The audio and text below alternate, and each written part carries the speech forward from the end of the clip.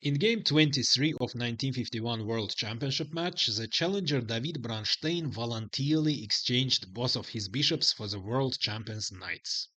In the rising endgame he had an extra pawn, but his knights didn't have any strong points and were passively placed in the corner of the board. Later in the endgame the position opened up, after which Botvinnik activated his bishops, completely restrained Bronstein's knights, and created a Zugzwang position. Botvinnik started with d4 and Bronstein played the Grunfeld defense this time. g6, g3, c6, bishop g2, d5, c takes d, c takes d, knight c3, bishop g7, and instead of a well-known and more common knight f3, Botvinnik, as he desperately needed a victory in this game, chose a less common move, knight h3. The idea is to reroute the knight on c5, and in order to prevent this knight maneuver, Bronstein took a responsible decision to exchange his light-squared bishop. So he captured on h3. In his annotations, he writes that later in the game he regretted exchanging his light-squared bishop. Bishop takes h3, knight c6, bishop g2, and here Bronstein started his waiting strategy. So he decided to choose a waiting strategy and to play passively, as he was completely satisfied with a draw, as he was leading in the match and there were just 2 games left. So he played e6.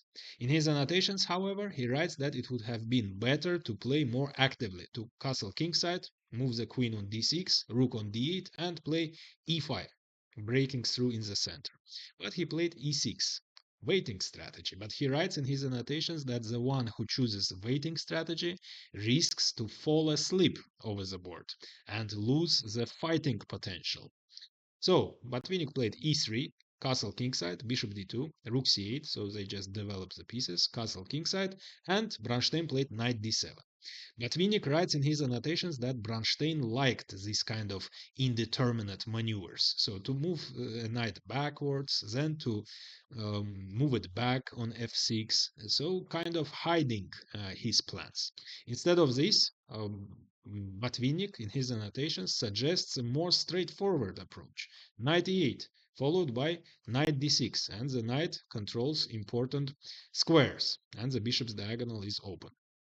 But Bronstein played knight d7. And Botvinnik writes that he didn't repeat Bronstein's mistake and played knight e2 in order to move the knight on d3, from which it will control important central squares and also defend the weakness on b2. And Bronstein played queen b6, attacking the weak pawn on b2.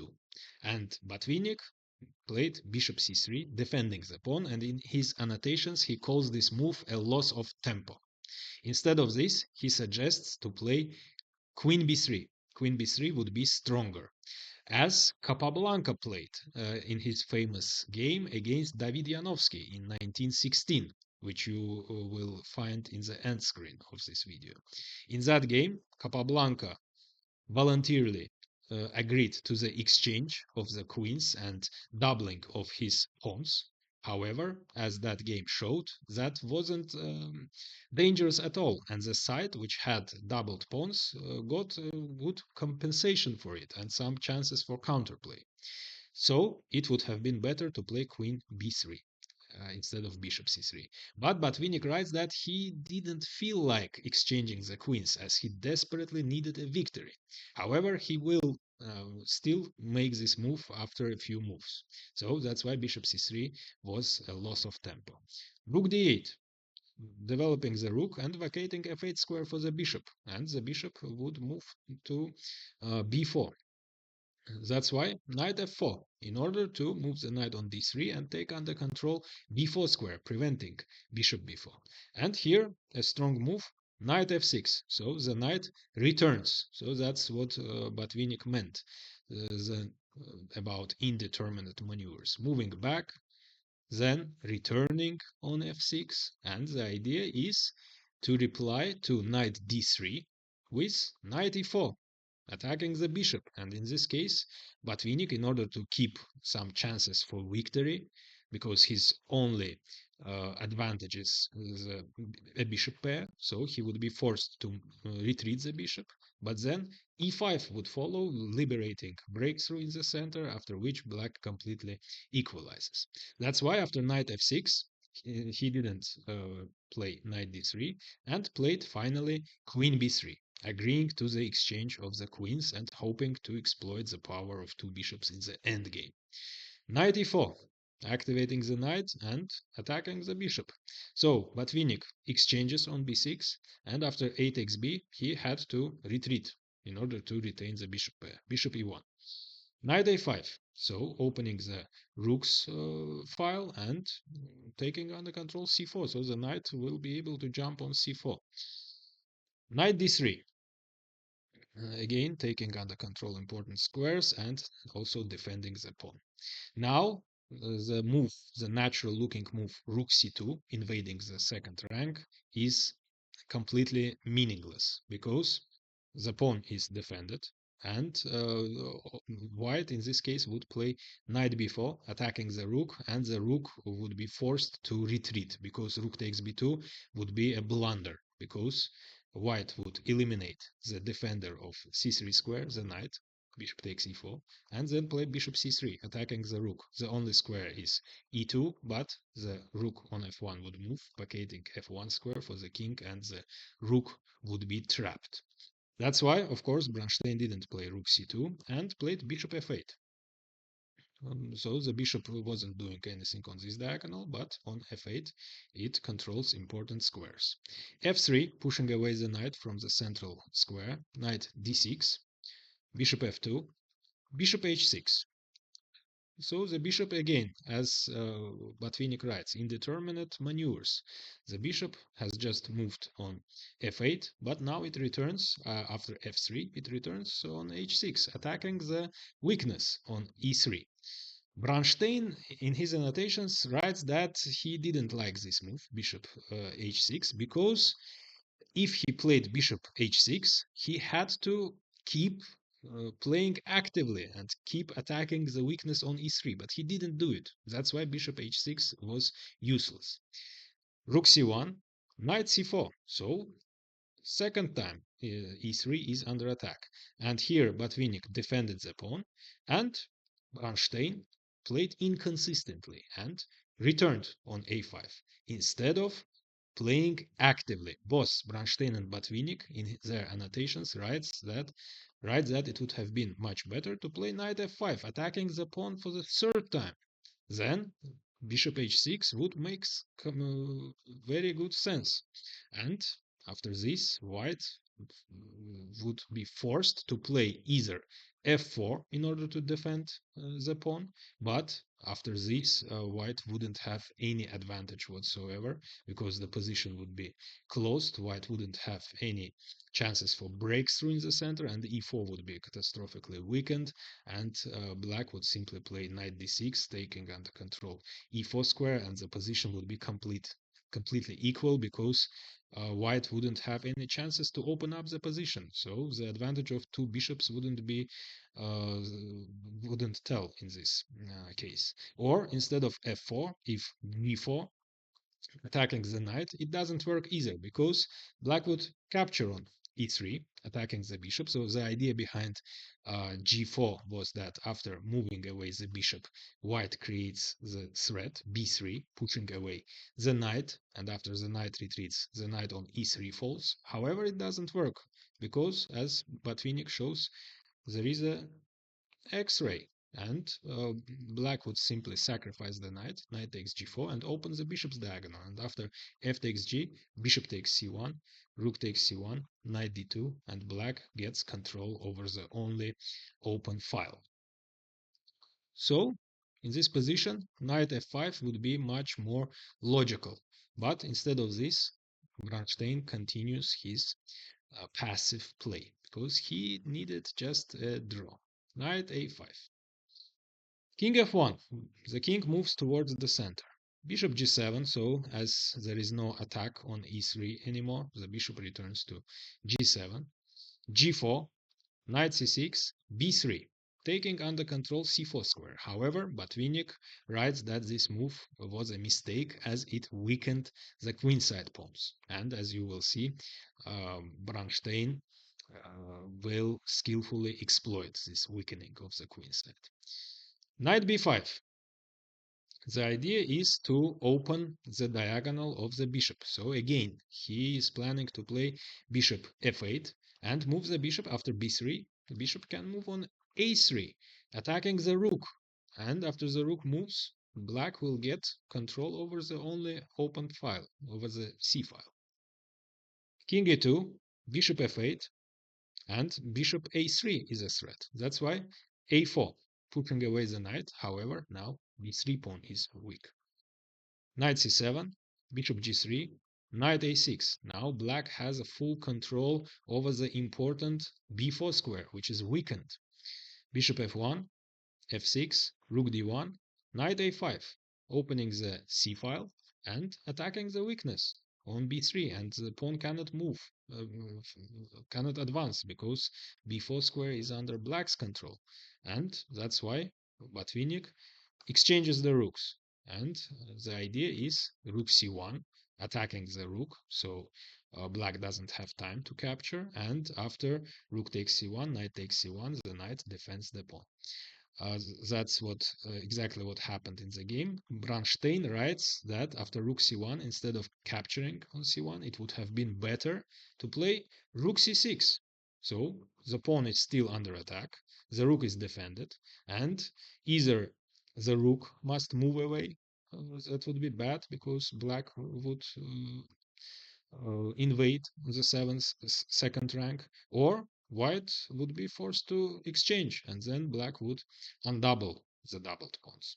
But Bronstein captured on c1, and after knight takes c1, white doesn't have any advantage whatsoever, because the position is closed, and white doesn't have any chances to open it up, and white has weaknesses on the queen side, and the knight is passively placed. So Bronstein played bishop a3, attacking the knight, and Botvinnik defended the knight, king d1. And here Bronstein made a mistake. He calls his next move his biggest mistake in the match.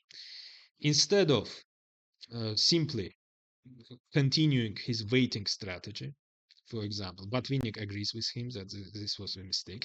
He captured on c1, voluntarily exchanging his second bishop in order to eliminate the defender of the pawn and win a pawn. However, king f7 would have been much better. For example, if king c2, then knight b4 check, king b1, knight a6. So white has nothing in this position, no active plan. Or if bishop takes a6, in order to win a pawn after b takes a, bishop c7, attacking b6, then now that white doesn't have two bishops, bishop c1 is perfectly fine. And after king takes c1, knight takes b3 check, king c2, knight a5, and the position would be equal. But as Botvinnik writes, probably Bronstein at this point thought that maybe he can even win this game. So instead of continuing his waiting moves, waiting strategy, he exchanges his bishop and wins a pawn after king takes c1, knight takes b3. However, as Botvinnik writes, this pawn isn't so important, and what is important is that now white has two bishops against two passive knights which don't have strong points, and they are simply placed passively in the corner of the board. And now Botvinnik gets chances to win. King c2, the position is still more or less equal, but now the defense would be difficult for Bronstein. Knight a5, king c3, king f7, e4. So Botvinnik has two bishops, so he needs to open up the position, because in the open position, the bishops are much stronger, much more effective. And here Bronstein makes an inexplicable move. He plays f5, helping Botvinnik to open up the position. In his annotations, Bronstein writes that he still doesn't understand why he made this move, so it's completely meaningless. It plays into white's hand. Besides that, after it, h7 pawn becomes weak, as Botvinnik writes in his annotations. G takes f, d takes f, so now the pawn is isolated, and after bishop d3, it will be constantly under the bishop's attack. And white is also threatening to win a pawn on f5. That's why king g6, defending the pawn on f5. And at this point, the game was adjourned, and Botvinnik had to seal a move. In his annotations, he writes that he had two candidate moves. He was thinking and trying to choose between bishop d6 or bishop b1. And he sealed the move bishop d6, and it turned out that this move was a mistake. Bishop b1 was winning on the spot, as his home analysis showed. The idea behind bishop b1, of course, is to move the bishop on a2 and win the pawn on d5. For example, Botvinnik gives the following variations. If f takes e, then f takes e, d takes e, bishop takes e4 check, king g7, king must protect the pawn on h7, and white can simply sacrifice the bishop on b7, and after knight takes b7, it turns out that after king c4, the knight will be lost as it doesn't have any retreat squares. All squares are under bishop's control, and these squares are also under white's control. And after king f7, king b5, so b6 pawn would also fall. Black is forced to play knight c5, but d takes c, knight takes c5, and a5. And black cannot capture the pawn because the knight will fall, and otherwise the pawn will either move further or capture on d6. Or after bishop b1, instead of f takes e, if knight c6, then e takes d, so creating the weakness on d5, and bishop a2. And there is no way black can defend d5 pawn. For example, if knight e7, then bishop h4. So one of the um, advantages of having two bishops is that it's always possible to exchange one of them, because they control all squares, light squares and dark squares, so you can always exchange one of them, the defender of the pawn on d5. So white would simply capture on e7 and then capture on d5. Or instead of knight e7, if knight b4 defending the pawn and attacking the bishop, white would simply move the bishop to retain it, and next move play bishop d6, attacking the knight, and the knight will be forced to retreat, after which d5 pawn would fall. But instead of this, Botvinnik sealed the move bishop d6, and now the victory again became problematic. Bronstein played knight c6, and now bishop b1. And here, Bronstein made a fatal mistake. He made a natural-looking move, king f6, moving the king towards his main weakness on d5.